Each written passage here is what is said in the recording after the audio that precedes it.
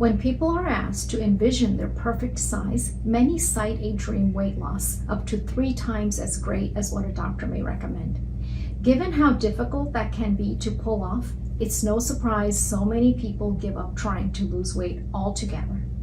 It's telling, if not a bit of a downer, that in 2017, when Americans were never heavier, fewer people every day said that they were trying to lose weight. But most people do not need to lose quite so much weight to improve their health.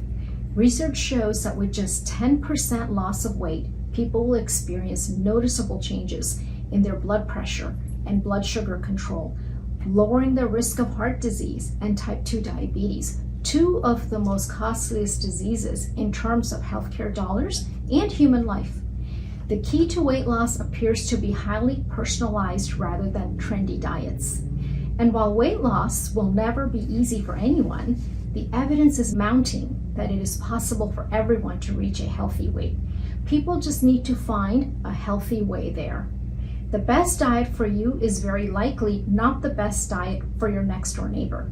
Individual responses to different diets vary significantly.